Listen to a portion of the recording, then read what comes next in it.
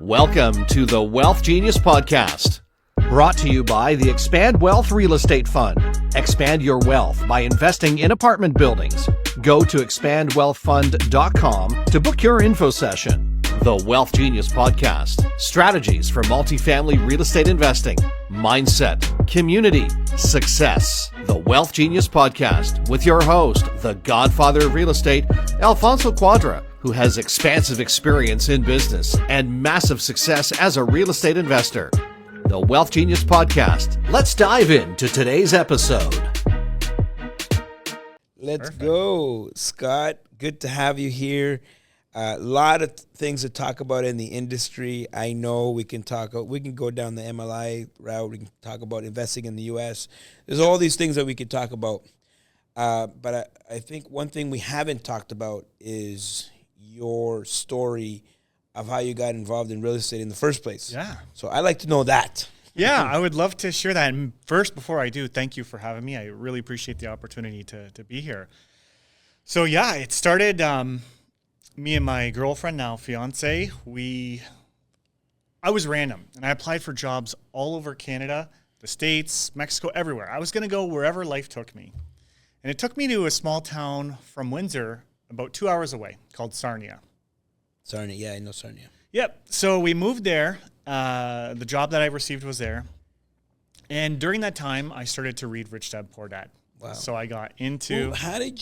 Who did someone introduce you to that book, or? No, I just knew I wanted more from my life. And you went to chapters and you're like, I'll grab this book. Yeah. I just was looking online as well, like financial books and stuff, and it came up as one that would be good to read. I was like, let's just try it. So I read it and it was really good, and then that gave me the thirst for my investing journey. But it didn't start there. So then, I didn't make any moves, and then I saw that through Tigrant Learning, I don't know if you remember them, but they would host in Canada the Rich Dad Poor Dad classes. Yeah. So I took a wholesaling class and there was a rent-to-own class. So that's what got me started. So I took the rent-to-own class and the wholesaling class, and then I'm like, all right, I'm going to be a wholesaler. So I'm young. I'm just entered 20s. So I found this property in Sarnia, and then I needed to find an investor because I didn't have the money. I found the deal, but not the money. So I found this guy in Toronto who said, I'll buy this place cash. You find it, I'll buy it, we'll move forward. So I'm like, okay, great. Your first joint venture. Yeah, absolutely. So I found this great place. I secured it for $56K and needed about $40K of work, and it appraised for $150 when it was done. So, it had some decent upside, 15 years ago. So I get it under contract, and then the investor disappears. He's gone, doesn't want to buy it. But I did a firm deal, I purchased it firm. So I'm like, okay, well, I'm going to just go through it myself. And the property really needed everything. So back in the day, like $40K, you could do tons of renovations. So I started renovating the whole property. It had a gravity furnace. I put in a regular one. And I did the roof. We really did everything. And then I was like, okay, well, I'm an investor now. And then so from here, I leveraged moving into the properties with the 5% down, buying them, living in them for a couple of years, then moving out, renting them out. And so I did that. And what was happening is my bank was saying to me, they're like, we don't know. We don't understand your file. We can't help you. Like, what do you mean? Like, it's easy. And so I would help them to structure my portfolio. And then it got to the point where it's like, I'm just going to do this myself. Why am I going to a bank? I'm going to be the bank. And then that's how I got into the lending. Yeah. And you help a lot of our members and we appreciate that so much because you know what? Not everyone has answers. Yeah. And there's a lot of answers for people that have one or two properties. Yeah. That's where all the answers are. But anything above that, we can't help you. Challenging, yeah. I remember, the first time that, the bank said, had over like 8 doors or 9 doors, like, you're now a commercial borrower. I'm like, what do you mean? I'm a commercial. I got like, I don't got, it's the way I thought. I'm like, I'm not this big guy, no, you kind of, we can't help you now, Yep. And, I've had a lot of great mortgage brokers, and I've had a lot of mortgage brokers that didn't know what they were doing. Yep. And I know the value of having someone that knows what they're doing. Yep. I know what I'm doing, but there's always those nuances in the change of rules and things that to look out for. So how much of your investing background have you brought into your mortgage business? Mm-hmm. And ultimately, what can a client expect from you as an investor-focused mortgage broker? Yeah, that's a great question, and you're right. It's hard, and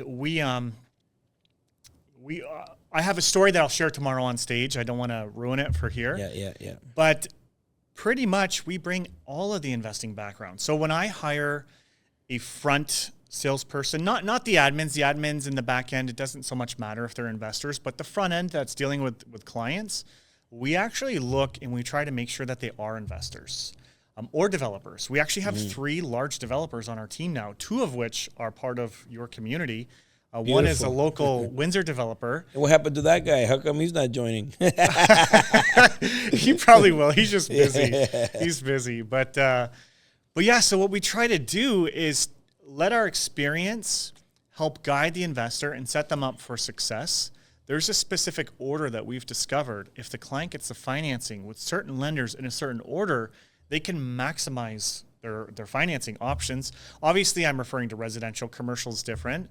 But just like you said there, where the bank said, oh, you're a commercial client.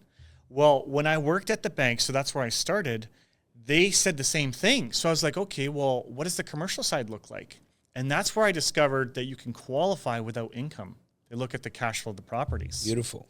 Yep. So that helped me on the broker side, but we can even do that on a single family house. Yeah.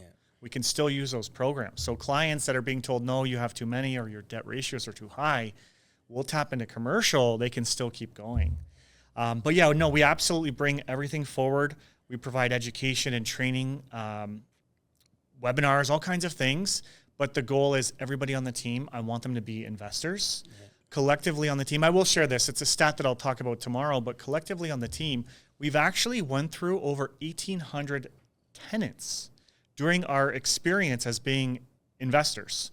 So we have 1,800 worth of tenants that we bring forward in the mortgage investing where we help. So you know what I mean? Like we can give guidance and feedback in ways that others can't. Wow. It's just a massive amount of tenants, right? And, what are some of the opportunities now in the lending world? Like where do you see things going? Yeah. And, in terms of all the incentives, like MLI Select and, all of those beautiful ways of financing property, making it easier for investors and builders and land developers and all of that. Where do you see all that going? Yeah. So, I have a couple answers because we cover 3 countries, right? We're in Canada, US, and Mexico. Mm-hmm. So that's the goal. We want it to be sort of the go-to shop for investors no matter where they want it to go. Yeah. So like you just mentioned, the MLI Select, new developments, we're seeing a lot of that. Certain areas get potentially government grants as well to help build these properties. So we're seeing a huge uptick in that, obviously, with 3 developers on the team as well. That's part of why we're seeing a huge uptick as well, because we've got that experience. But we're seeing that. We're also seeing a lot of Canadians that are looking for other options that are going to the States. So we're kind of just seeing both. Yeah. The bigger multifamily stuff and then the Canadians investing. What is like one of the biggest challenges for a Canadian to get financing in a different country?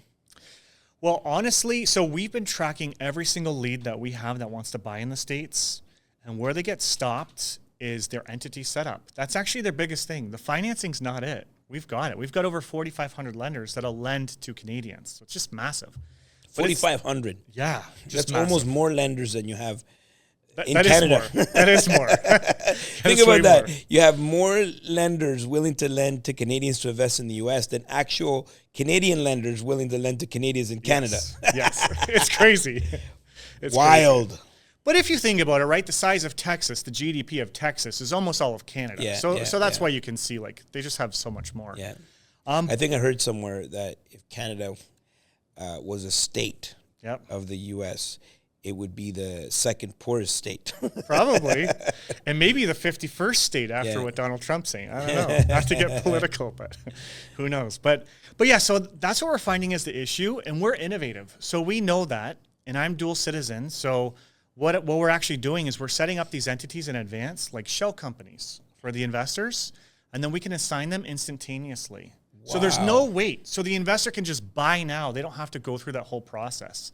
So we're setting some up in Ohio with Thomas, right? So that's good. And we're doing some in Florida as well. Wow. Beautiful. Love it. And then you said Mexico, which this is new to me. Yeah. I didn't know you were supporting people. Yeah. What's that process? It's actually very much like Canada. It's tough in the sense that they are going to look at your income. It's very much income based. It's a little weird because they won't use rental income on the subject property, but they'll use rental income of your portfolio to help you to qualify. Slight differences. They'll go to 50% debt to income ratios. And it's Mexican banks that are lending. So it's straight up Mexican money. Now that's on the smaller residential side. We also are doing developments in Mexico as well. And we've got some U.S. lenders for that have an appetite for that. And that's cheaper actually because Mexican money, it's more costly than Canadian or U.S. And what's next? Because it looks like you can help us in North America. That's right. That's right. Are we doing any other places or? We're considering, we do have a lender who's a global lender. Like they'll do Dubai, they'll do England, they'll do China. Wow. So we do have access to that. But at the same point, we do kind of want to stay in our lane a bit too. We don't want to be everything to everyone because then it's like, do you know what I mean? It waters it down a little bit. But the end goal is anybody thinks of investment property financing in North America, that we're sort of the first choice. That's what's your top 3 tips that someone should consider when they're looking for money, right? Either maybe private money or maybe just go and get a mortgage. What do you, and they have a deal or they're looking at a deal and, they're trying to figure out, because sometimes I feel like I can swing a dead cat and hit 25 mortgage brokers. You know what I mean? So what do you think are the top 3 things that a borrower should be looking for in a mortgage broker? Absolutely. So I would say number 1 is actually first dealing with an investment focused mortgage broker before you get JV partners. But sometimes they all say that. I know. How do you know? I know. Well, how do you know? I think the number 1 question then to ask the broker is, how much do you invest? What are your types of investment properties you own? What about your team? What do they own, right? And use that as your guiding light. But truly, though, from, to answer your question about how does an investor get money, without the JV partners, I've been able to uncover, like, even your previous podcast guest that was in here. She approached me. She needed partners and stuff. And on a deal, we were able to get her the funds without actually having to have JV partners. So people are shocked at the different programs that are out there. So having that knowledge helps. But then from there, obviously, JV partners, right? That's huge. And I think being part of a big community like yours, right? Like, let's say I have a deal. I can post it in the chat and be like, hey guys, this is what's going on in your private community, right? And I can say, hey, I need funds, who wants to help, whatever. It's a great way to get new partners. Yeah, love it. So you said 3 things though. Yeah. So I think, dealing with the right mortgage professional and asking the right questions, finding the JV partner. And then there's also seller financing or vendor take-back financing. It's much harder to come by, but people would be shocked if you ask the seller, hey, would you finance this for me? I think they'd be shocked to find how many sellers that actually would to help sell their property. Well, the thing about seller financing is that, first of all, people don't know how to approach that, so they lead with that. I don't think it's something you lead with. No. I think it's a result of going to you and maybe, the interest is just not there in that particular market. Maybe it's a tertiary or secondary market where you reduce the amount of people that you have available to lend in that particular market. Maybe there's a high vacancy. Maybe there's maybe you have to turn around this building in some way. And, you went to your mortgage broker and then for whatever reason, it didn't work out. so now they have to go back to the seller, and would be a solution, right? Yep. But it doesn't hurt to have, when you go to a seller and you come up with this plan where you want the seller to take on the financing, yep. which is a great strategy. I think there needs to be an exit. Yes. So a lot of people jump in because it sounds so good, and sellers will agree, and then all of a sudden they don't have an exit. And I think there has to be some sort of process in some work done with a mortgage broker, yep. where they can tell them, okay, this is what you need to do. This is what's reasonable. This is what you need to. This is how long you would have to hold on to this deal for, and then you might need a bridge, yep. right? So, what's the process, and how do you help, your clients, maneuver through like seller financing? Yeah, like you said, it's all in the strategy. And I do want to call out the very important point because I get a lot of clients that maybe they don't have the down payment, so they're immediately flocking to seller financing, and they're going after, really strong markets, really strong properties. It doesn't work. Mm-hmm. If you listen to what you said closely, you actually said high vacancies, and you listed a couple other things, right? So if there's a problem with the market or the property, that's when you're more likely going to get the seller financing. So I would say that. But I agree, you have to get a game plan, because in every seller financing that I've ever seen, there's a deadline, right? The seller will finance X amount at X% until X date, right? So you got to get out of that. So like you said, it's just careful planning and sitting down with the customer and finding out what's what. Maybe the property and the reason why they need the seller financing is because it doesn't cash flow. Maybe they have some legacy tenants that they have to get out. Right? Maybe cash for keys, different programs, get them out, re-rent the property. Maybe they have to renovate the property, right? Maybe they need to, if they want to tap into the MLI Select program, right? Maybe they need to make the building more green or accessible, right? There's different things that they can do, but it's all about the strategy. And every deal and every client is different. So the strategy is different. And what I try to do is I do try to speak to as many clients myself up front. And then I'll say, okay, you're going to be best with this person to help you with this task, right? So then they're getting access to the best person on our team to help them with whatever that challenge is, or to create that plan to get them out. But you're 100% right. You need that exit no matter what. Otherwise, you're stuck, right? What's the seller going to do? Maybe they might renew, but what if they really need the money? You know what I mean? You don't know why they're selling. So you got to have that exit lined up. There's something about you that I've noticed, that you over-deliver with your clients. I see you care. Mm-hmm. Where does that come from? Probably God. but like I just... Because I see, I see other mortgage brokers, yeah. and I see what you're doing in terms of you've built a community, you give value, you have this calculator that you give. Yeah. Like there's always, you always are giving so much. Yeah. Like, where does that come from? Yeah. So is it someone screwed you over, or no, you know what I mean? No. Like you compelled to like give so much. Yeah. So when I first started reading Rich Dad Poor Dad, I went on sort of this self-improvement journey, and Jim Rohn. I actually was listening to one of his speeches. Oh, I love Jim Rohn. And he said you have to give more value. And you know how he talks, so he like extended value. Yeah. You got to give more value. And he said, if you do that, you don't have competition. Love it. Right? Once people see that you're doing more. And so that really stuck with me, right, in my 20s. So now I'm 40. So it's like that's been ingrained into me, and then I've just kind of have led with that. I've always tried to do something extra, because the way I see it too, right, you have two choices. Even if, pretend it's a dentist. There's a dentist here, a dentist over there, and they're the same price, right? Who are you going to go to, right? You're going to start looking at the extras that you get, and that's where your decision's going to be at. Because a lot of brokers, the lending is the same price, right? Depending where it is. What differs is the strategy and the add-ons that you get.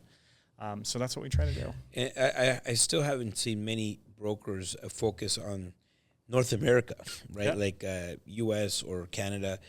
How did that? Is it because you're in Windsor that you have more of a demand, or because you're just right there across the bridge, right? Yeah. Where did that kind of idea come from? Well, I mean, being dual citizen, I always kind of thought, it'd be cool to open up a mortgage business in the States. So it was always kind of like an idea in the back of my mind. And then we had COVID. So COVID was the catalyst for me because I remember hearing Doug Ford saying, tenants don't have to pay rent if they don't want to. Oh, that hurt. And that was shutting painful. down tribunals. Yeah. And I'm like, you know what? This is really bad. And then investors were on the sidelines because, and let me take a step back. Not all investors. There's still deals to be had in every single market. Yeah. But a lot of the investors were on the sidelines, right? Because of all of this. So then I'm like, well, I'm an investor. What would I do, right? And I'm like, well, I would invest where it's easy, where they want my money, where I can still make this work. So I'm like, okay, well, right now that's the States. So it really opened it up. And I think that was around the same time that you guys started your U.S. thing. So we just kind of connected. Love it. Great to know you, sir. Great to know you. Too. We always want to leave the interview with something inspiring for our audience. What is something inspiring that you live by, or a quote or a mantra? What is it? Yeah, so one of the things I really believe that you can be anything you want or get anything you want if you work hard enough on it. And I think like a lot of people, they're busy, they go through their days, but some of my most successful times and things that I've won in life was when I just sat down and I listened to music and I just visualized what I wanted. That seemed to work the very best for me to get anything that I want. And I just think that anybody can have that. I see so many people that are without and they want more and whatever. And I just think like, if you just plan and take action and visualize and strategize and learn, you can get anything you want. So that's what I would share. Love it, sir. So that's a good way to end the podcast. Thank you for coming on. Alfonso loves you, and we'll see you all at the top. Thank you. Woo! All right.